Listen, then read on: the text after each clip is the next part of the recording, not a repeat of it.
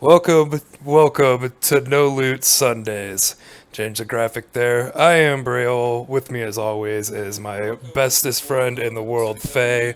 I like that I left my speakers on. Great start to the first episode. Oh Oh, boy. So Faye, why this don't you guy. uh, why don't you introduce yourself here, buddy? Tell everybody how you got started with World of Warcraft. Evening, everyone. I go by Faye in game and have for this expansion. Been playing WoW since late vanilla.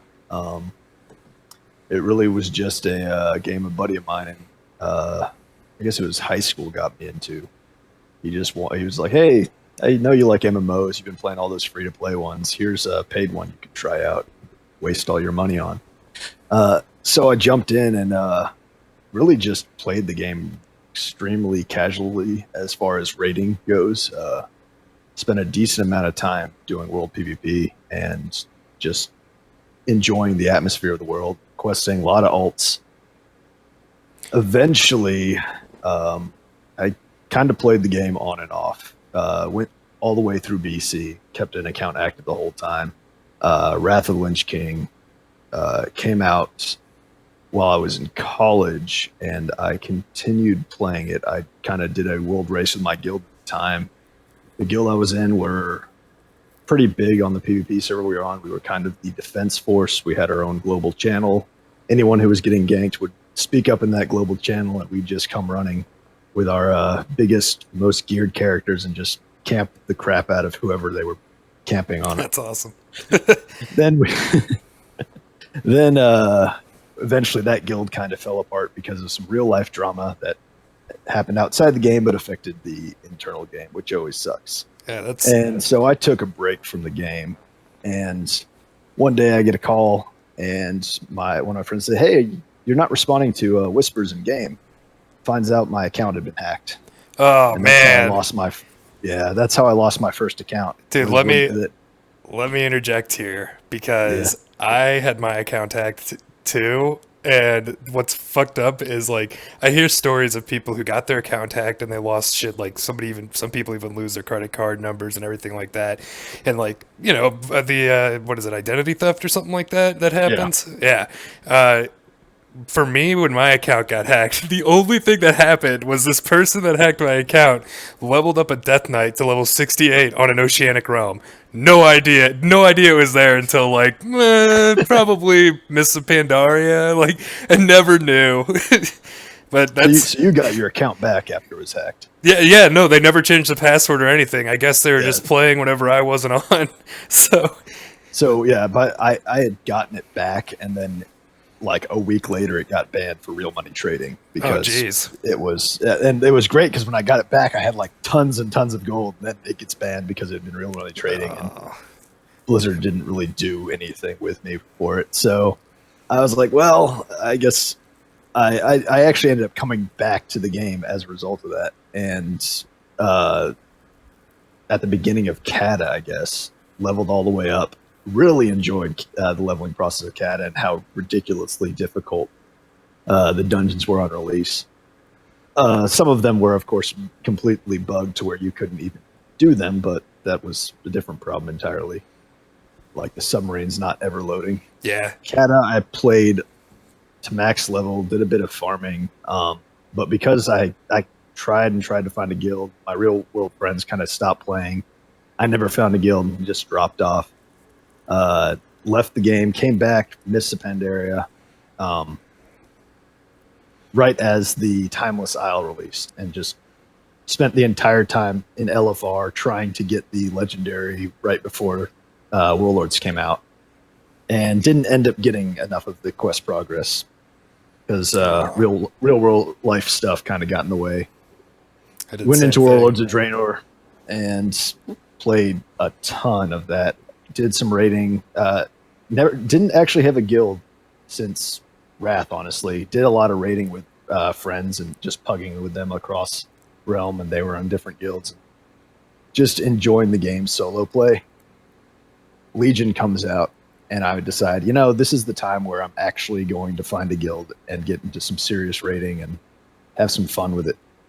And so, but I didn't really want to worry about that until I hit max level. So I get to max level and I'm going through the Suramar quest line.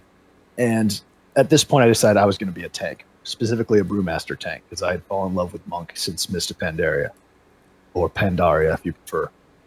And so I'm in Suramar chain pulling things, and I run into another dude, this Tauren warrior who's doing the same thing, just pulling everything in sight. And we end up running into the same room, just line of sight pull everything we just tagged into the room. We kill it all down, and this warrior happens to be Mr. Braille, and he insists like, "Hey, you want to join a guild?" I'm like, "Sure." Well, it's crazy because I was literally thinking, like, this sounds familiar, but, like, what the fuck? Why does this sound familiar? And now I just remember that you were just telling this. Yeah. Okay. But yeah. And so that's how I met this warrior named Braille, and he brought me into the guild. At the time, I was not geared up. He's like, "Yeah, once you get geared up, you can tank with me."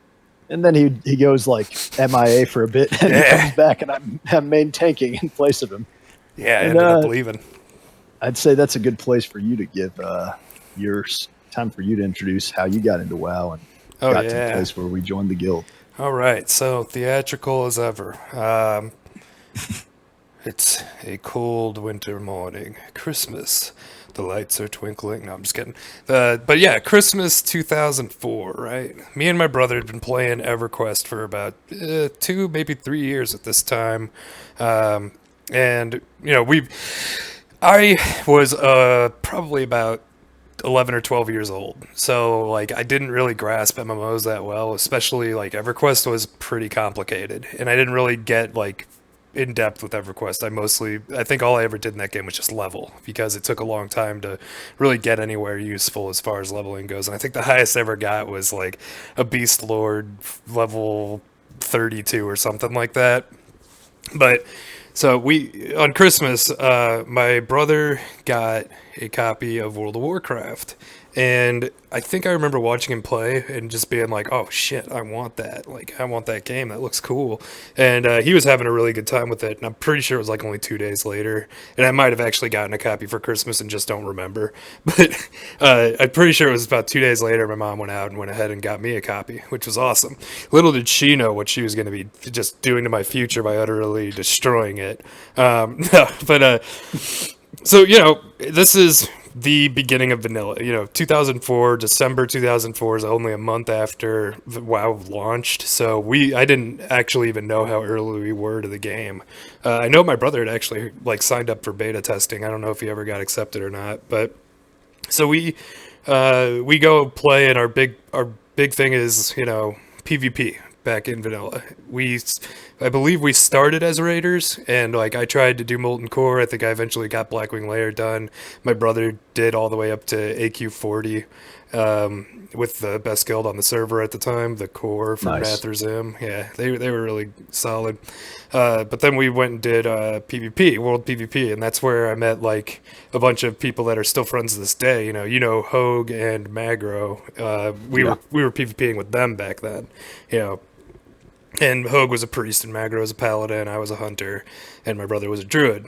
And it was fun, it was a great time. And then, then we got the news of the Burning Crusade, which absolutely blew everybody's mind. I mean, everyone was so hyped for the Burning Crusade. And I remember we had our friend, his character's name was Tulip, and he got beta for Burning Crusade, and he told all of us that the Burning Crusade, the changes that they were making in the Burning Crusade, you couldn't go back to vanilla, because he couldn't stop playing the beta, because the changes were so significant to the game that it just the game felt like crap when he played vanilla after Burning Crusade. And after Burning Crusade came out, I understood why. But then my brother got beta for Burning Crusade, and I made a Draenei on his account, and it was one of the most, I just remember that being one of the most incredible experiences, was beta for that expansion in particular. Was really special. But so after that, we ended up raiding for Karazhan, and then, not really doing anything. And I know Wrath the Lich King came out, and we all got back together and raided Naxxramas, and it was a good time. And then after that, they transferred to Horde, and I stayed on the Alliance until the end of Warlords of Draenor. I took a break from the middle of Cataclysm to the end of Mists of Pandaria. I came back a couple months before Warlords of Draenor because I saw a video about garrisons, and I was like, oh shit, we're getting player housing, and man, I was so hyped for garrisons. Oh my god, was I hyped for garrisons. You and a ton of other people. Jesus, man, and when those things, when the garrisons went down, the way the garrisons went down, it was devastating. But, I mean, it was awesome at first when you're leveling up. Garrisons are great, but then it just, God, it was awful. But yeah, so at the end or middle of, it was right around when they launched Legion, actually. Or not launched, when they announced Legion, rather.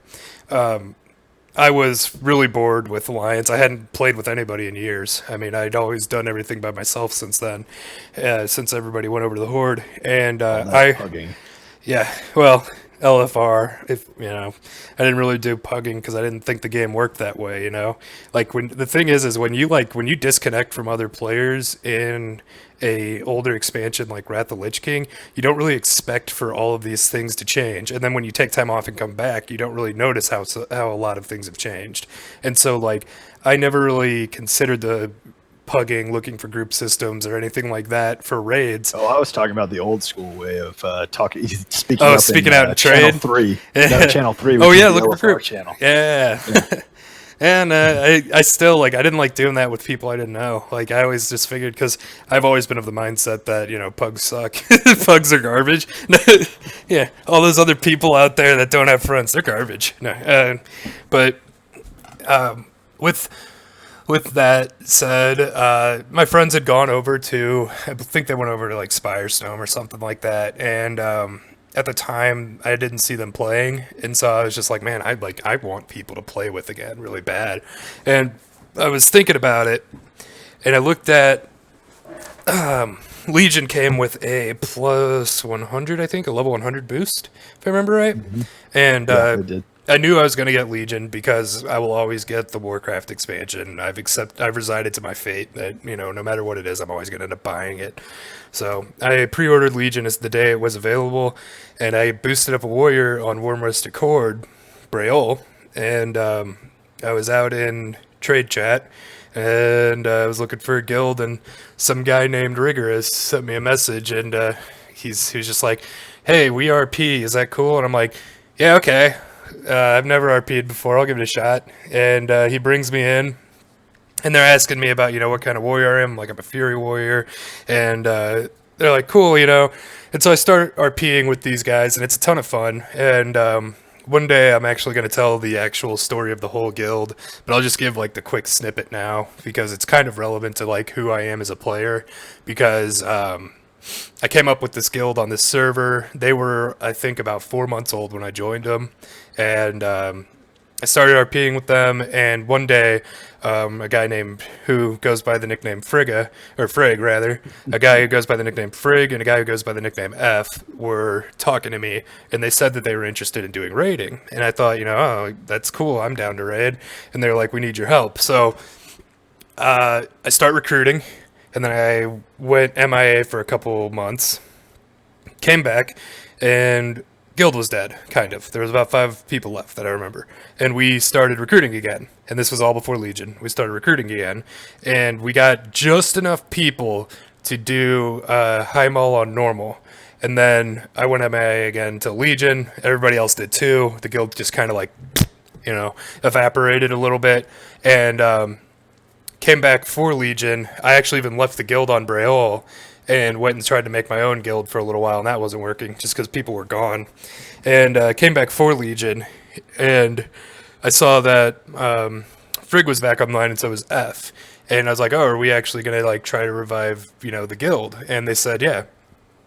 That was always the plan, jackass. And I said, oh, okay. So invite me back. And they invited me back, and they even made me an officer. And I remember I was recruiting like crazy during the first few weeks of Legion. I mean, I was just messaging everybody who was getting online without a guild, just trying to get people into the guild that were leveling up in Legion to try to get a raid team assembled, because I knew that's what we still wanted to do. And lo and behold, by the end of it, or by the start of Emerald Nightmare, we had a raid team, which was awesome. Well, we were a few short, actually. But my friends from before, the guys that I PvP'd with back in Vanilla were back. And they were on a different server, but still on the Horde, so they joined us for raids, which was great. Then I left for chucking school, right after I invited you to the guild, Faye. And I was like, yeah, you can tank with us. All right, bye. But I left for chucking school to become a trucker, and it was, it was pretty hard for the raid team to keep going, losing the raid leader and the tank at the time, or in the main tank at the time. And so, but they, you credit to the raid team and Strimple and, everybody involved with keeping the raid team solid. They, everybody pulled their weight and the raid team stuck. We still had a raid team when I was able to come back at Nighthold. And, that was really awesome. I remember logging on during, right after trucking school, getting on in the first raid I'd been to in like a month, and we went and we downed heroic Xavius for the first time. I thought that was awesome. Yeah, and that was an amazing kill. Yeah, that was great. That was a great time. And then we go into Nighthold, and the guild one night, the guild kind of collapsed. Like, we had some really terrible people suddenly make their voices heard, and it sucked. And I was out over the road at the time playing on a laptop, and the guild leader, who was aforementioned F, he messaged me and said, hey, get online, I'm going to make you guild leader. And I'm just like, oh, okay. So I get online and see that the world's exploding. I'm like, okay, kick these guys, and this one will leave later. This one will leave later. And then I got made guild leader, and ever since then it was like, okay, raid team just got thrown into shambles. Let's rebuild. Rebuild. And we were able to. A little bit of interjection as a side note. During this time, one of my coworker in real world, because I was rubbed the wrong way by some of these players who ended up causing this massive storm. I was dual raiding. I was raiding 2 nights a week on Horde, 2 nights a week on Alliance with my coworker, and it was just killing me. So after a big disagreement, I stopped raiding on the Horde side, and I come back right after this whole storm breaks down. Yeah, right after all that ended, you came back, and that was right around the time Tomb of Sargeras came out. And, lo and behold, we were able to, I remember, so the big thing was, at one point my brother started leveling a monk on my server, because I was trying to get him back into WoW, and he was just like, I don't really have the love for the game anymore. And I'm like, that's because you haven't really had people to play with. I told him, you always come back and you play with your friends from before. And I'm like, you never play with me. And I said, but I'm the one who's always playing. I never go away. So if you have a character on that server, you at least know, you're going to have someone you can always play with. And so he made a tank because I'm a tank. No, he made a tank because that's what he's always played. And so my whole thing about Tomb of Sargeras was I was thinking, my brother's going to be the off tank. I'm going to be the main tank, or we're going to be co-tanks, whatever. And I was just like, and we're going to be fine because we're going to have 2 solid tanks, And so the night of the opening of Tomb of Sargeras comes, and he is item level 872, and I'm item level 904, and it's like, is this high enough for normal? And I'm just thinking, no, it's not. But his friend from before was like, you better bring him or I'll never raid with you guys again. I'm like, okay. And lo and behold, we were able to raid with an 872 monk. It was great. It's so low item level for Tomb, but it happened and it worked, and now we have ahead of the curve kill Jaden, and that's all I really care about, so that was great. But yeah, so that's a little bit of the history of myself and Faye, as well as the history of our little guild we got going on Wyrmrest Accord there. And it's been, Legion so far has been a bit of a ride, for us in guild, but even more so when you think about where the game was when Legion launched. I remember the game just being utter garbage in Warlords, and to where it is now, Yeah, no, there were, as with always, there were a lot of pretty amazing things in Warlords and a lot of garbage. And I think when we're talking about Legion, there's a lot of great stuff, but there's a couple. There's fewer pieces of garbage than with Warlords, but there's There's definitely still some garbage. Oh, there's still And, I garbage. mean, Looking at you, legendaries. yeah, yeah. And it's not even just the legendaries. It's like Titan if Fortune. you could get them all real quick. I mean, sure, you'd only use two. You don't ever Yeah, use exactly. two, but What do you yeah. think is what would you say that you could point at from this expansion and say this is the worst thing and this is the best thing that has come out in Legion? Yeah, it's a tough So question. yeah, it really is. As far as best thing, I would say I mean, you got to take it in different categories. Sure. From the like a purely going from 100 to 110, the best thing they added was able to choose the zone you start in. I wish it was a bit more integrated on how do you go across zones. I remember Mists of Pandaria did it really well, how you flowed through each zone, and there was an overarching story. But I did like the fact in Legion that I could just jump into a zone and do the story of that zone. I just wish they were more interconnected. So I do think that the level scaling thing was one of the best things they added for the leveling content. As far as end game content, if we want to talk about non-raid content first, Mythic Plus is just fantastic. It's a great way for people who can't get a full 10-man raid team together. And even 10-man's a little bit hard to do these days since the scaling is wonky on a few bosses. Nighthold, there were a couple things that with 10 people on Heroic, it was just almost impossible to do because everyone had to be perfect, and that's just not possible. But Mythic Plus has kind of filled that spot for the smaller guilds or the guilds that can't get a full 10-man raid team to go, and I think that's great. I don't know. Raid-wise, I think some of the best stuff they've done is some really interesting fight mechanics. There have been some of the more they've kind of brought it into where I remember a lot of the older boss fights were just your boss mechanic is you got to dispel some people. Oh, okay, that's it. Or you've got to hit this damage cap, and if you don't get past this enraged timer, then you're dead. And finally, it feels like there's a lot more. And this started in Warlords, but Legion definitely has expanded upon mechanics that are interesting and fun to play around. It's definitely forced some players out of guilds as a result of not being able to do mechanics, but that just happens. And I think it's healthy for the game to have the higher like Heroic actually, for at least as it goes on, it gets easier and easier. But initially, Heroic feels like a challenge, and you can do if you're not a mythic level guild, you can do progression rating. Whereas before, it kind of felt, I don't know, like Heroic was just okay. Let's get more loot.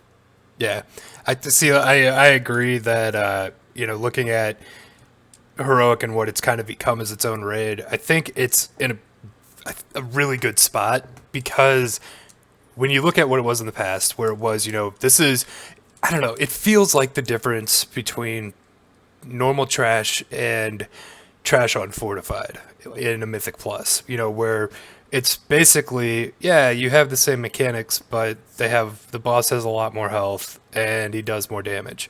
And whereas now, like, there's different mechanics on Heroic, and maybe it does take one of the pre-existing mechanics, but it makes it like it adds a certain other part to it that makes it a little more difficult to handle, or it adds another mechanic that makes you have to handle that previous mechanic differently. And I think that it's in a great spot. The difference between normal and Heroic in Legion has been really, it's been really solid. It's something you have to kind of study and pay attention to. Whereas, like I said before, it was just kind of like, okay, now we need to be able to last a little longer on this fight and take a little bit more damage, Yeah. And I like that. I like that Heroic actually feels like a separate difficulty from normal, and not just a health increase. Yeah, and that's definitely that has improved over each raid. EN was definitely. I mean, I get EN at some points was progression, but it was so quick of a progression. Yeah. Versus Tomb and Nighthold have been fairly long before a lot of the Heroic guilds are able to finish everything off. Yeah. Yeah. I would say looking at the original question I had posed for most favorite thing added in Legion, and the one thing you could look at and say that that's just terrible. Titan forging is terrible, and that's not been added, but it's been It's iterated been on, shit. Yeah, and it's just, I mean, God, it's one of the worst things about this expansion. It is and it's absolutely garbage. I would say in a defense of Titan forging, not necessarily the system itself, but the intent of it, which the intent is to make old content still viable. Like, still, you want to go back into old content. Right. The issue is less because of that, and more because I'm fine with, okay, if I want to do EN for fun, but I still want to get something out of it. Yeah, Titan forging seems great. The problem is when you're at current tier and you're sitting there farming heroic over and over and over again just because you want that Titan forge, and it can burn people out. One of my good friends, he was getting so frustrated because he had been doing full clears of heroic every week, and he'd be doing certain bosses 3 or 4 times with all his bonus roll tokens, never getting Titan forges. And then the people who show up once a week to raid would get like 925 first drop. It's like it's frustrating if you're someone who's there consistently and not getting. So See, I think it's the very heart the heart of sorry. the heart of the idea feels good. The implementation feels completely off basis and wrong. Yeah, and what really is frustrating to me about this system in general is that so for example me, I have always kind of just like had the mindset of fuck set bonuses.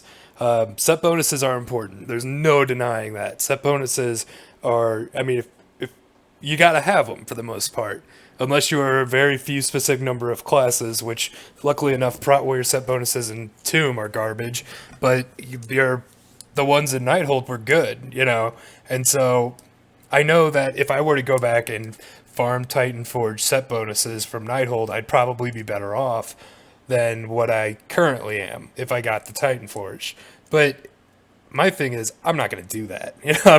I am not going to go waste all that time farming the crap out of that gear because that's not fun. Like that's not enjoyable.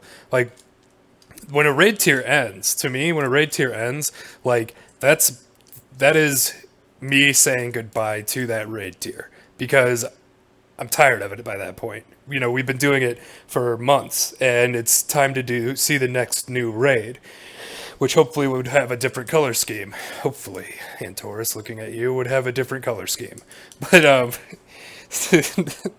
newsflash, spoiler alert, it won't. But it's really frustrating the way Titan Forge panned out, and I know there's a correct way to do it. It's just that that and legendaries both kind of fly in the face of the set bonuses that we're used to and that we've had, and it really sucks because it's not that it makes gear difficult to figure out what you need. It's that it makes getting the gear you do want / need less Yeah. enjoyable, and that's really Well, the most then important part. you end up with the problem like I'm experienced now that I'm rating as a Windwalker monk is that our best set is 6-piece, 2-piece tier 19, 4-piece tier 20, and they just keep having to nerf the set to the ground and buff the class to keep them in the same place.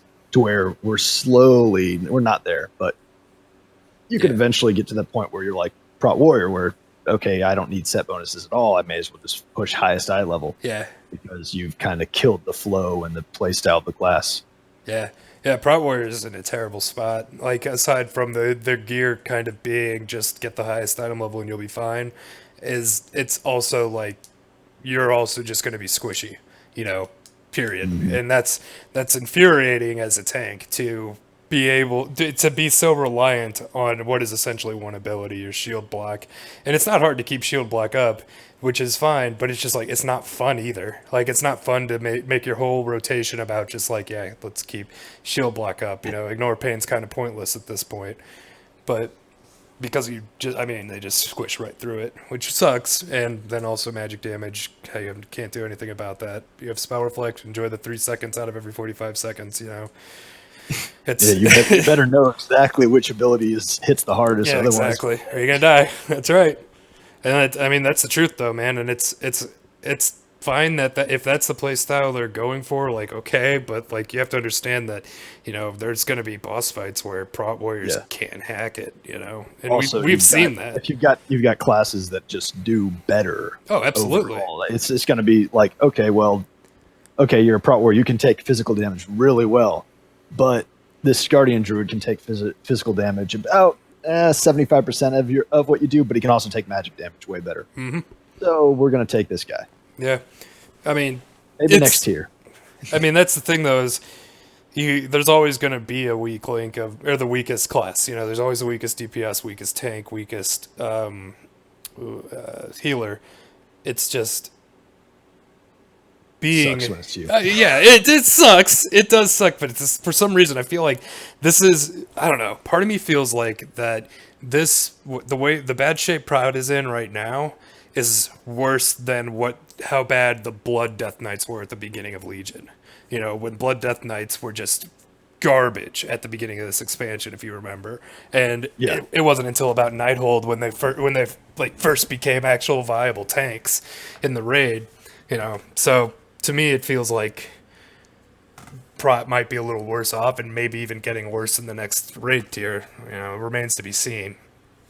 But as far as the best thing, I would say for this expansion, it would definitely have to be Mythic Plus. Mythic Plus is a godsend for anybody who likes dungeons. It's absolutely wonderful implementation.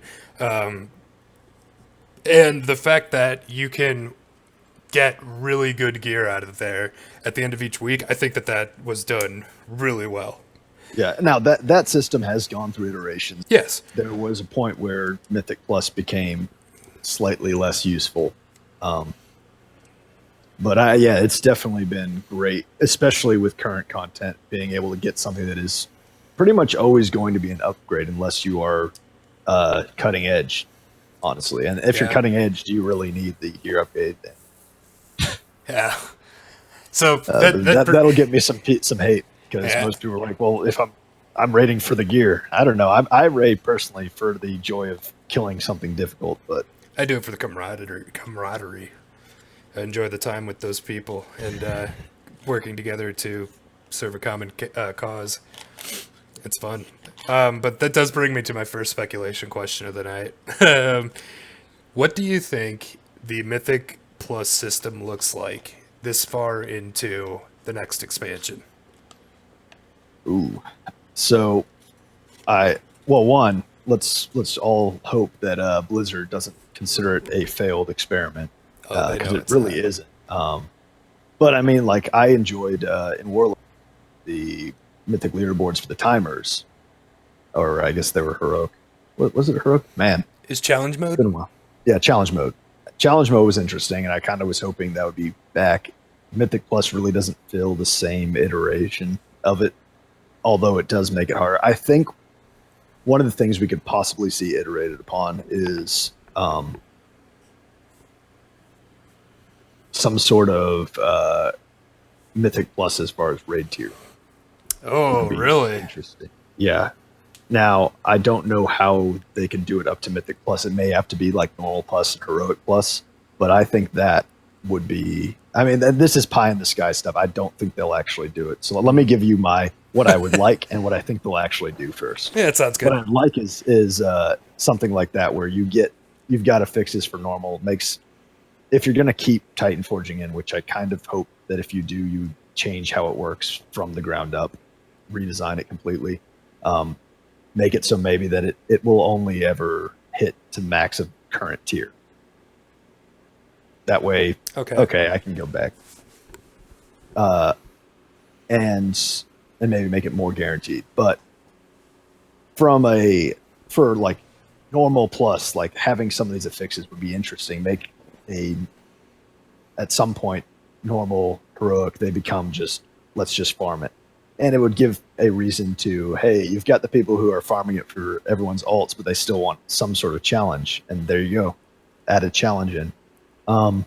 What I actually think they'll do is just more of what they've done. They'll make sure that all of the every dungeon that goes into the next expansion is going to have a mythic mode.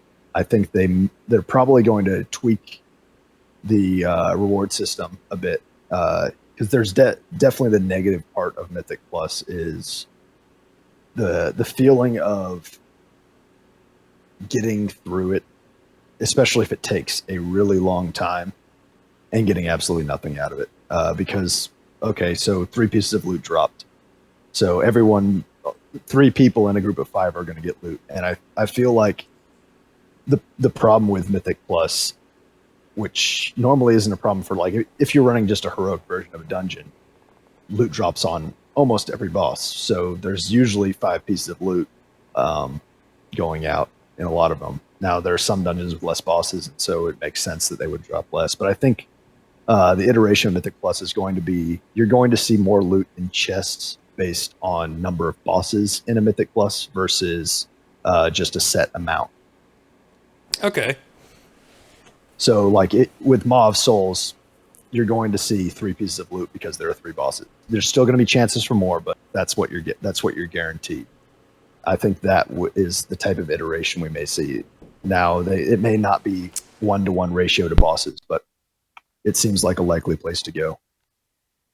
Yeah, and I hope you're right because I think that would be a really a good way to do it because the loot has been in a really really rough spot for a while. You know, ever since they did the nerf where I think it was something like you see 5 to 6 pieces on a 3 chest or something like that, and now it's down to a maximum of 3 unless you're doing really high keystones. Which if you're doing really high keystones, you generally don't need the loot that comes out of there.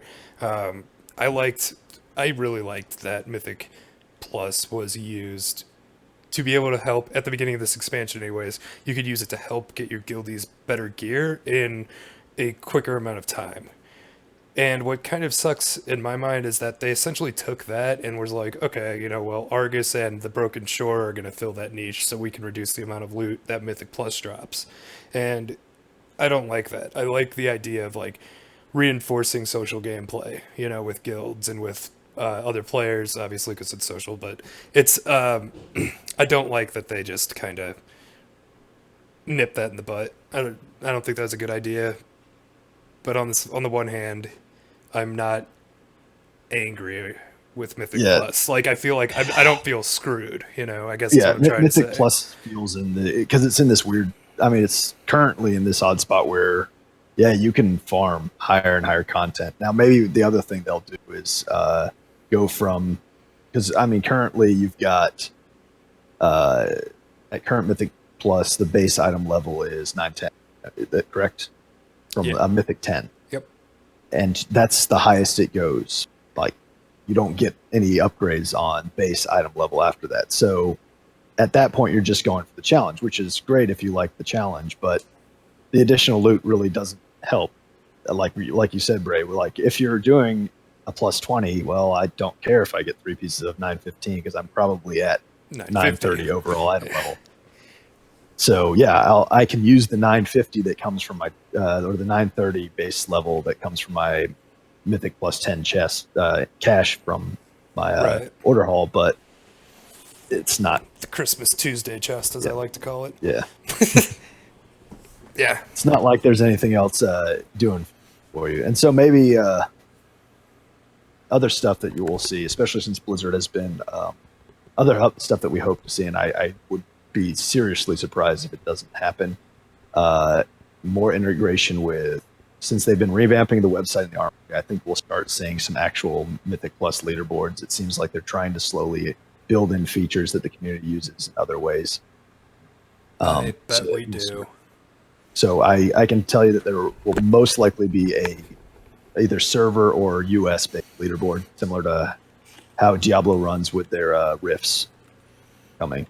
I mean, we do have that on WoW Progress, but to have an but it's not official built one- into WoW. Yeah. Right, and to have it built into WoW too would be really nice. At least I think server by server basis would be really fun, but it also kind of like doesn't work that way because of how much cross server play happens. So yeah, I guess it would be would likely be region based, but I think they're going to end up.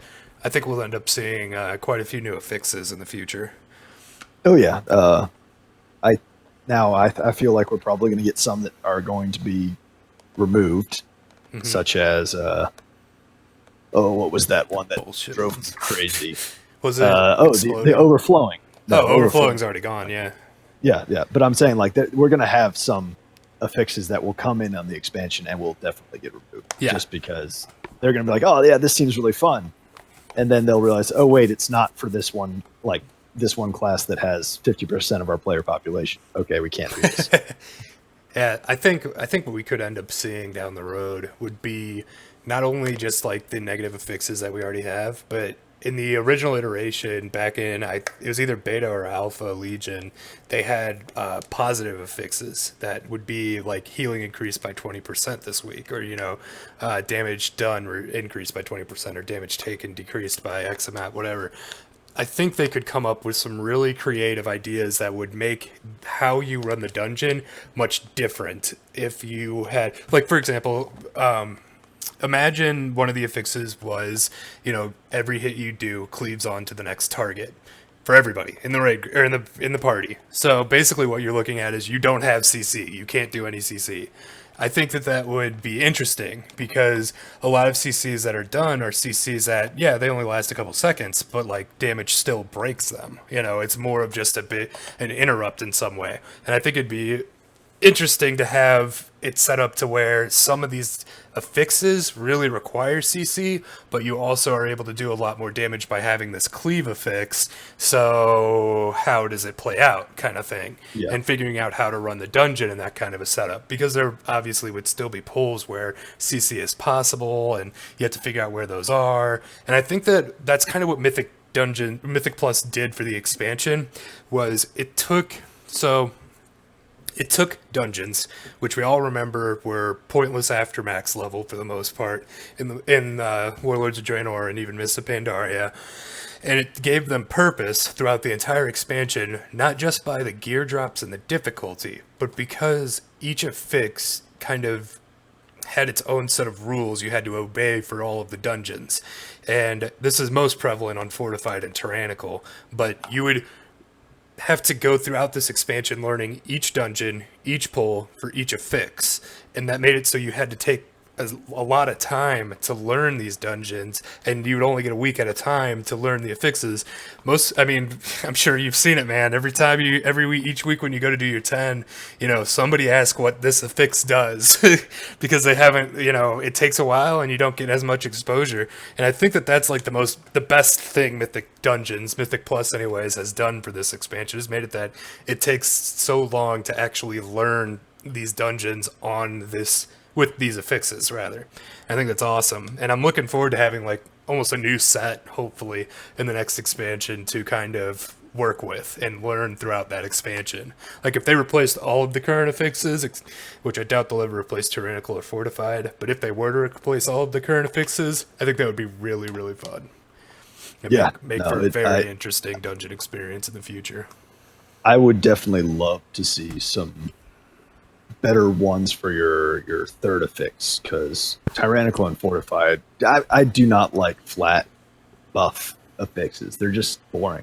Yeah, they don't really make too much of a change on it. I mean, to be honest, so usually,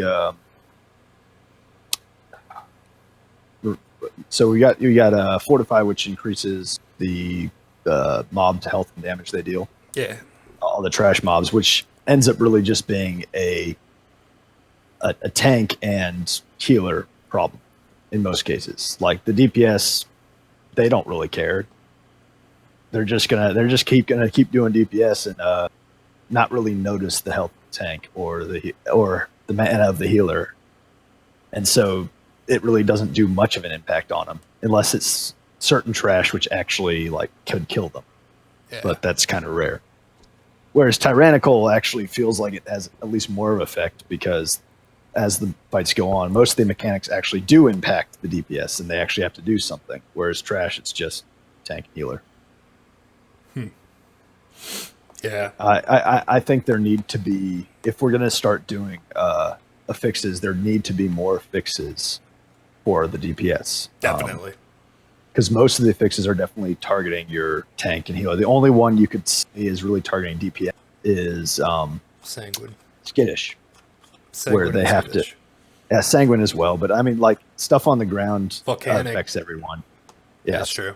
Oh, so you're Volcanic, talking about specifically targeting I'm DPS. talking about like, so you've got some that are affect everyone, and then you got some that are like, this is targeted at tanks, this is Right. targeted at healers, this is targeted at DPS, and we don't really have many that this is targeted at DPS. It's like, no, the ones that are targeted at DPS really affect like sanguine, volcanic, stuff like that affect everyone, and even sanguine I'd say is more of a tank mechanic because it's the tank's job to move the trash out of their dead body pools.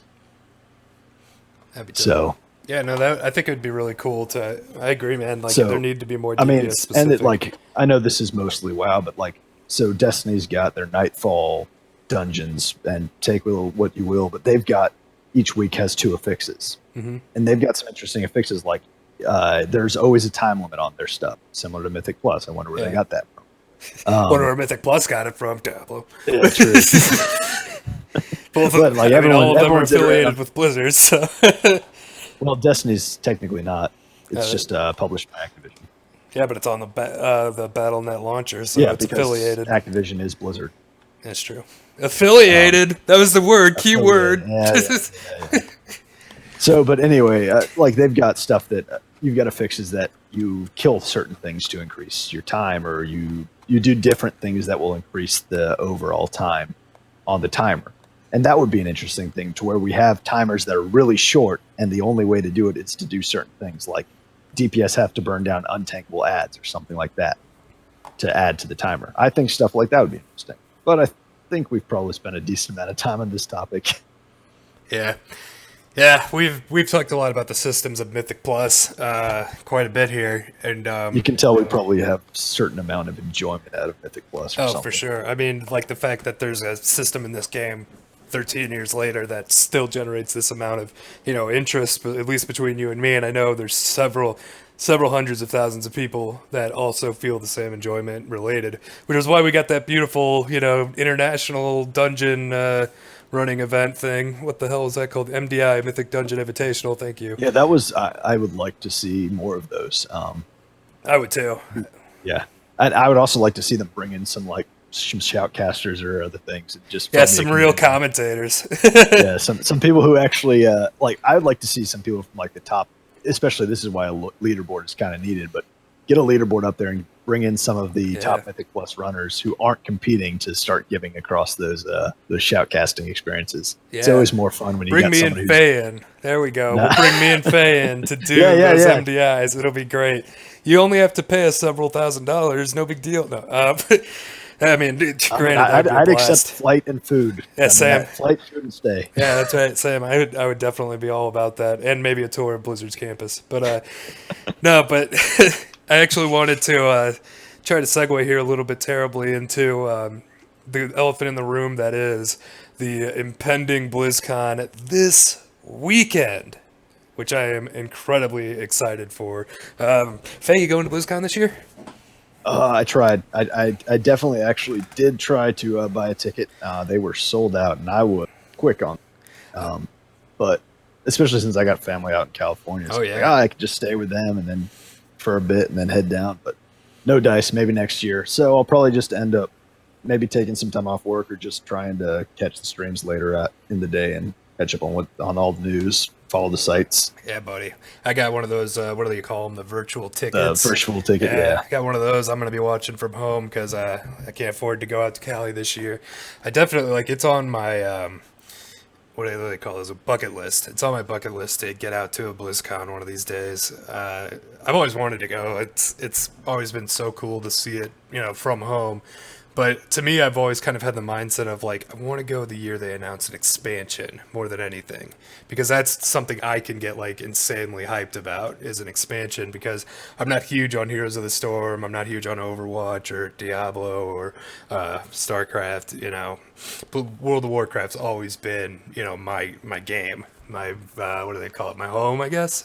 No, but it would, be absolutely incredible. And this is the first year I've gotten a virtual ticket, so I'm interested to see how that goes. Usually I just, like you said, catch streams of it later, look at it on YouTube, and see all the announcements a little later. I'm interested to see what all you get out of the virtual ticket aside from the in-game perks.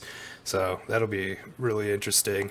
My But I mean, obviously the big question becomes, what are they gonna tell us at BlizzCon? What are they gonna announce to us? So this and likely the rest of the podcast today is going to be speculation about BlizzCon.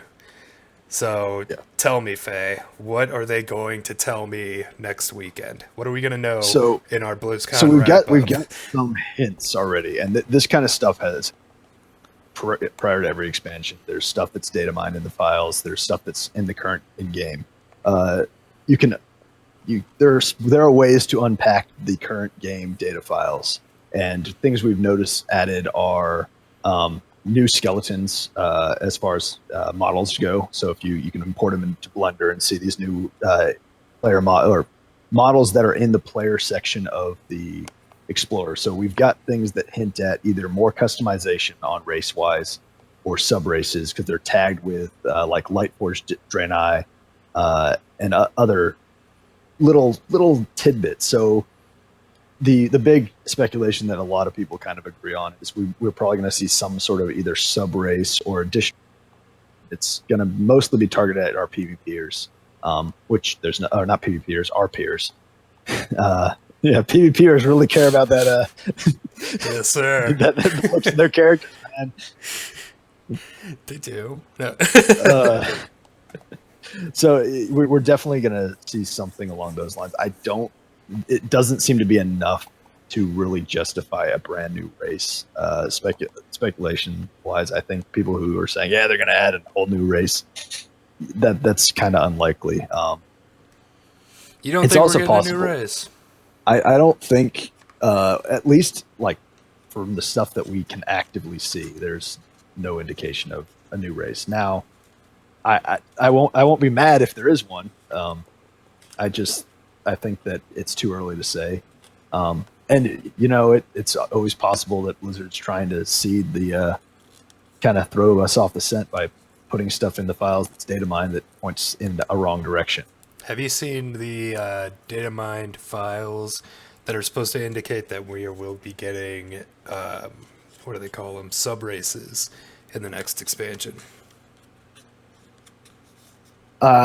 This is kind of what I was talking about. Is like there's these additional. So the way if you unpack the Blizzard files, you'll see like players, NPCs, and stuff like that. Right. And so like for the player model section, you'll see, and that's where it sounds. I haven't tried to unpack the current PTR to see if I can see this stuff because that's where it's being mined from. Yeah. But that's where you'll see it as under that player section, which is why people are saying, like I was saying, Lightforged Draenei or Draenei. They keep changing how they pronounce it in game, so I have no idea. Yeah. And so that's where the indication, hey, this sub races maybe, or is it possible that this is stuff that was moved in for NPCs during Antorus that we haven't seen, and it's just in the wrong section? I will say that I can see that definitely Blizzard would be adding more customization options, especially since when you start adding in addition all the Army and Life PCs that'll have these, like you got scars on Trillion, and you've got these different things. I would not be surprised if that stuff makes it into customization, like where you can start adding battle scars to your character. Tattoos on orcs. Tattoos, yeah. Antlers on Taurens. Yeah, this is the kind of stuff that gets the RP community excited, which is something that really hasn't happened. The RP people kind of have been screwed over as far as additional things. Like they got really excited about garrisons, and it's like, yeah, we got garrisons, we got player housing. Not really. I'd say order halls feel a bit more like player housing than garrisons did, because at least there's other people there. Although they have to be your same spec. So I think, I don't know, I think the big thing about player housing is definitely like the RP side of it, where it's just you get to customize everything, you know, have your own furniture, have your own floor plan and everything. And I think that would be something cool to have in the game, but it's something we're never going to get. Yeah, but I don't think it's easily achievable with the in-game engine. I think we'd be more likely to get guild housing or player housing. I think so too. And frankly, I'd be fine with that. I'd love to have guild housing. But Yeah. I'm actually, if I could chill a little bit, I've got a video I'm finishing up within the next few hours that I'll be putting on YouTube probably tomorrow about what we could potentially expect for guild halls. So that would be something I definitely would advocate for is guild halls. I've always wanted them, but as far as things we could actually expect to be announced, it's I mean it's hard to predict. There's It's a very lot hard of to predict. yeah, there really are. If we base it off the title of the current book, which Yeah, is before where the most storm. people are going, it sounds like we're going to get a Jaina-centric South Seas type expansion. What was the name of the last Jaina book? The It had to do last with Storm. uh, Man, I don't let's remember. see. I think. Oh no, I've got it on Audible. Not. I couldn't I think I remember. do too. Tides of War. Tides of was, War. Yep, that was it. So yeah, the so, last but Jaina that book was was water that was themed. Cataclysm, which did deal with stuff with the. No, Tides of War was the bombing of It's- Theramore, wasn't it? In Miss Pandaria? You're right. That was so. Yeah, so there's not a guarantee. Yeah, I forgot what exactly. the next book. Yeah, so the next book is called Before the storm. yeah, Before the Storm. So that's where people are kind of pulling the Yeah. it's going to be a storm base. Now we know the things we can speculate with pretty decent certainty is that it is going to deal with old gods. We know this because, and spoiler alert, in case you haven't learned this already from Data Mining MMO Champion, all the different sites talking about the Antorus raid, but there is going to be they will be stabbing, Sargeras stabs Azeroth in Sithilus, which or Sithith, Silithus. there you go. That guy knows how to pronounce words. It was my favorite zone. So yeah, and correct me if I'm wrong, but I believe we may have an old god in prison somewhere around that area. You're wrong. I'm just kidding. Oh, I am wrong. Just kidding. No, but yeah, that's where Cthulhu is from Montcroche. So it'd be interesting to see if that affects his ability to stay caged or not. Yeah, and I mean a lot of so I've played all of the class. I've done all of every class, so I've gone through all the campaigns. And the Shadow Priest weapon, you kind of deal with some hints of N'Zoth, and the weapon is always tossing these tidbits, whispering shadowy words in your ear. So we get a lot of old god hints throughout this expansion, and I mean even the whole Emerald Nightwear was kind of touching on the void and the corruption side of things. So here's an interesting little tidbit that's very recent. So when Sargeras stabs Azeroth and Silithus, he actually leaves his sword in Azeroth, and that's going to be jammed into Silithus. So basically, there's going to be a giant sword sticking out of the ground in Silithus, and to me, I think that's very interesting because I'm wondering, first off, it's a giant magical sword that has been plunged into your planet. Do you leave the sword in or do you take it out? Logic says if you take it out, you bleed to death. But I mean, leaving it in there also stops blood flow, right? So it really makes me wonder, is that going? And this is one of the speculation videos I've seen, which is we could have to use our artifact weapons to somehow get rid of the sword of Sargeras or something of the sort. I mean, and you've got that. It would be interesting to see that. I mean, they had that interesting cutscene from the beginning of Mists of Pandaria. I guess it was just any panda where you chose but the ship gets blown off and leaves this big gash in the giant sea, the back of the giant sea turtle that the island of the monk starting area is, and or the panda starting area, and so they've got all these priests healing. So it would be interesting to see weapons doing something similar with the weapon, but the way that they've changed the map, it wouldn't make sense to have it make the wound disappear. Now the sword might. But that I still think that's not expansion stuff. That's End of Antorus, or maybe the additional, like the pre-patch for the expansion. You know what? I think we end up doing, and this is I'll go ahead and go on the record with this, and this is my prediction. I think what ends up happening is in the pre-patch for the next expansion, we're gonna take out that sword, and we're gonna plug it with the turtle from the panda starting area. Boom! End of expansion. Everybody's happy. Everybody's happy. I like that turtle. All right. Well, that's our time for today.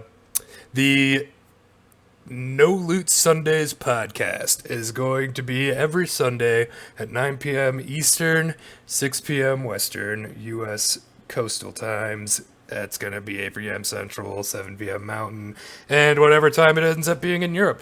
So I want to thank everybody who tunes into this now and in the future for watching. I'm Braille, and this is... I'm Faye. Faye. Thanks for watching. Have a good night, everybody.